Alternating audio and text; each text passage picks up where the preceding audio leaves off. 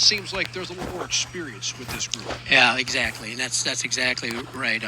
When we made that tournament run in 2021, we lost a real good veteran team, and we kind of started over again, playing a lot of young guys, and that's now the guys that are juniors and seniors. Mostly the seniors. We got a good clean senior class of 6 guys and about 3 juniors that were in that mix when with that in that rebuilding year, and so yeah, we had to add some young kids to it, and I think we've got a good nucleus of a pretty good squad this year.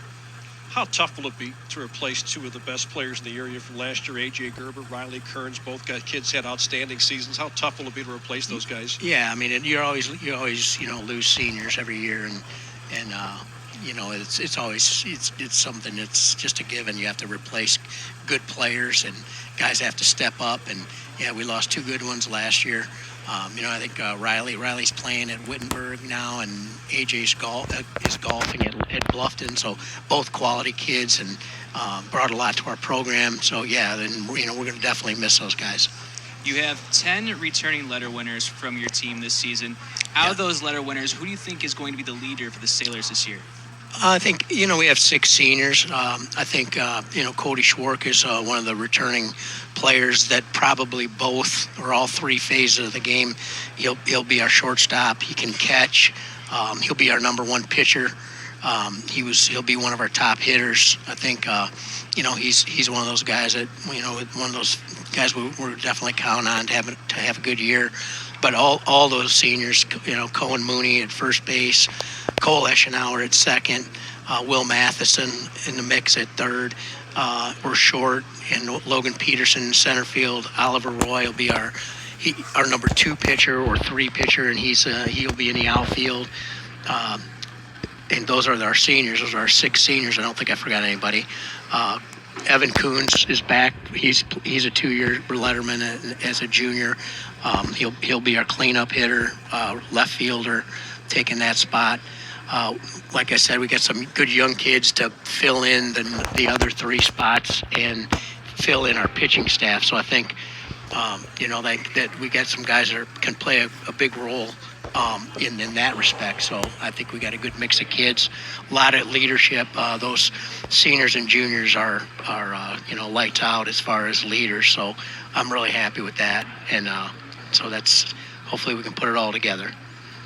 Is there any games in particular on your schedule this year that you're looking forward to play? Is it the Sandusky Bay Conference, or is it just out of conference? Any games in particular you're looking forward to play? Oh yeah, I mean we always look forward. We talk about every game being playing every game like a championship game. That's one of one of my things I always say, because I think you have to look at it that way. But when you look at the Sandusky Bay Conference, last year the co-champs were Edison and Huron, and they're both going to be tough to beat again this year. They're going to be on top of one of the teams to beat in the league. They got a lot of returning players, and they'll be good. So I mean, we're going to have to, when we talk about winning the conference, we're going to have to knock those guys off at least one of the 2 times we play them, I think, to have a chance to win the league. And I think it's possible with the team we have. And other than that, in the county, we play Amherst. Will be a big game. Elyria Catholic will be a big game. Firelands is always a big game. So, those are probably the red letter dates, so to speak, on the schedule. But, I think all of them are important. We just got to get out and worry about us. That's one of the things I always say. That our 2 main goals are win the day and worry about us. Because if we do that, I think everything else takes care of itself. Jeff Keck, head coach of the Vermilion Sailors, joining us here on the Lorain County Baseball Coaches Show here at Smitty's Place in Elyria. Well, I think it's interesting when you talk about the conference. The SBC, always tough. You alluded to that a little bit earlier when we had you on last year. You also talked about that, how many strong programs there are in that conference. You guys held your own, playing 500 ball in the SBC last year. For those of us here in Lorain County that don't get a chance to see the SBC so much, can you talk about just why it's so strong from top to bottom and always tough to play in? Well, there's the way the divisions are split up. We came last year was the first year back in the Bay Division. We had been in the Lake Division with Perkins and Clyde and Bellevue and Tiffin Columbian. and I'm probably missing somebody, but that we had been in that conference. So being back in the Bay Division, and it's not any easier for sure. I mean, there's they're supposedly the smaller schools in the league, but there's still some good programs, strong programs. I mentioned Edison and Huron, but Margaretta's good. Willard's good. Port Clinton will be a lot better. So I mean, every day, every game, every conference game, you got to come to play, and you can't you can't relax. So that's what makes it fun about it. You talked about Cody Schwark a little bit earlier. You talked about how you expect him to kind of lead the staff this season. And I know pitching is expected to be one of your strengths this year. Can you tell us about that pitching staff and why you think that could be one of your strengths? Well, I think Cody had he had the second most innings thrown last year, I think, behind Riley Kearns. He was behind Riley in just about every category. Might have even had a better ERA. I'm not sure exactly what the stats were there, but he had a good year pitching last year, so he'll anchor the staff. Oliver Roy got a lot of innings in last year, a lefty senior, a veteran. I guess he would be the definition of a crafty lefty. Doesn't throw hard necessarily, but he throws strikes. He's got a lot of breaking stuff, and he just is able to get guys out. A couple of the young guys, looking at Mason Cooper could be a factor. Adam Gerber could be a factor. That's AJ's brother. We got a couple other young guys, freshmen. One of the freshmen, Christian Voorhees, has looked good. He's a left-handed pitcher. Brody Morrow's a good young pitcher. So, I mean, we're working on developing some depth. So I think a lot is there's a lot of we have to figure out a lot of things yet because it's still early. But I think we got a nucleus of a pretty good pitching staff. You mentioned it a little bit earlier. You have to worry about yourselves, but you've had an amazing coaching career. What has worked best for you in the past in your coaching career? I don't know what has worked as far as I've been blessed to have good players. They are also good kids, and I think that's been the reason I've been able to do it for so long. They, have had good groups of kids that were dedicated and just very coachable and I've been blessed to have kids like that. So I think I don't know if that's my secret, but that's just what I've been blessed to have happen to me. You know what I'm saying? Well, we've got to stick with that for a second here. We weren't going to let you out of here without talking about you being inducted into the OHSAA Hall of Fame. So congratulations. Well, that's really fantastic. Over 500 wins. I know we talked about that a little bit last year. I think you had just eclipsed that last year.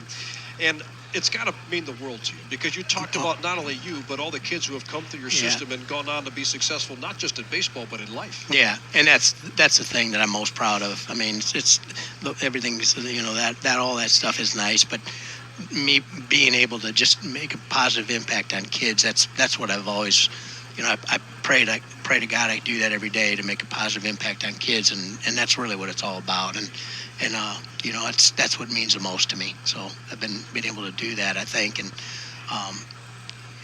that's what the most important thing is. Well, every team's got goals at the beginning of the season. Do you have a few?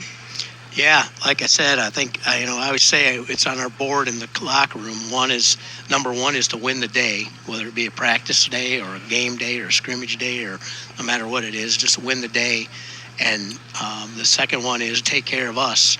And then, I think probably every team in the United States of America has a goal to win the league and win 20 games and make it to the regionals. And I mean, that we have those goals too. But I think if we do the first two, I think that's going to take care of everything else. You've had some scrimmages already. You've had plenty of practices. Even though it's been a little bit chilly, you told us before we came on the air, you guys have been outside quite a bit. We have more than a lot of years. And I'm going to give a hats off to our grounds crew. I mean, our field is ready. Has been ready this year earlier than ever. We've been able to practice. When I remember years where we didn't even get a scrimmage in, and we played our first game because the weather was so bad. So, it's been a good spring. I mean, you're always going to get cold weather like today, but it's been good. what are the benchmarks? Like, there are certain temperatures you hit where you say, okay, maybe Oh. we can't go outside. How does that work for you? I don't know if I've ever figured that out. I It's just still, a guesstimate, I still right? just, it just sometimes it can be cold, but like if it's sunny and there's no wind, it's really doable. But that wind, like today, when it's there's no sun and it's 30-mile-an-hour winds and it just makes it miserable. So I mean, it's just matter. It just depends, I guess. You, like the rest of the county, were blessed with some 70-degree days. Yeah. Back at the beginning of the Oh, month. yeah, for sure. I know. We moved us. I think our first scrimmage was against Elyria, and it wasn't supposed to be till like last Thursday, but we moved it up because we were supposed to get such a nice day. We didn't want to waste it. Right. Take So, advantage. yeah. So yeah. Well, and it's tough, too, because, again, you just never know what you're going to be dealing with from one day to the next. So you've got to get out there as often Yeah. as you can. Can you talk about that, too, just how different that is? I mean, look, you can practice inside of the gym all day long. Yeah. It's a totally different world when you get outside. Oh, The atmosphere is different. The hops are different. The sight lines are totally different. Can you talk about what a big difference Yeah. that makes when you can get outside and play in scrimmage and practice? Yeah, I mean, it's for sure. I mean, it's outside is for sure. That's where the game's meant to be played. But I always tell our kids, and when we have to practice inside, you just got to make more of it than anybody else is. You got to, make sure that you're getting quality reps, whether it's on the gym floor or whether it's outside on the field. We did a lot of live hitting in the batting cage today. When everybody got really like 3 or 4 at bats against our pitchers. So I mean, we say that's got to be like simulating a game. We chart them, everything. We chart them, and I put the production points up and try to make it competitive, and you just got to do stuff like that to keep it going. When you have to stay inside. So that's what we've been doing. I think this is a question we'll probably ask a lot throughout the course of the show. But when you do those simulated innings or those simulated games in the cage, in the gym, you think that's tougher on the hitters or on the pitchers to try and do that? Oh, it's tougher on the hitters for sure. That was my guess. Oh, yeah. If you're in a confined area, it's, guys pumping 80 miles an hour, and it's not, the lighting's bad, and you're in a cage, and it's like, it's definitely a pitcher's advantage. Yeah, especially because you're pitching against your teammate. For You know sure. the weak spots, the cold spots. Yeah. And I guess that could certainly work both ways. But at the same time, I think, to me, it's the visual. When you're in that gym, you're right, the lighting is not as great. Yeah. And it's just tough because, they're throwing off of an artificial, kind of take the realism out of it, right? Mm-hmm. And I think that makes it a lot tougher. But again, to me, it's just everything that I'm seeing. It totally changes, right, when you get out in the open air. Yeah. It feels like you're closed up. When Yeah. I played in high school, it felt like you were always closed in. Like you didn't have the free will to hit the baseball anywhere. Mm-hmm. Yeah, it's good to get out. That's where it's meant to be played. So Yeah, it's tough to simulate, but you know Yeah. what? You do what you have to do. you do. Right? Yeah, that's right. Well, Coach, we appreciate the time. Thank you Well, so thank much you for guys. stopping by. Thank Best of you luck to guys. you guys this Appreciate season. it. Good luck this Thanks. season, Coach. Thanks, you guys. Hall of Fame head coach Jeff Keck of the Vermilion Sailors joining us here.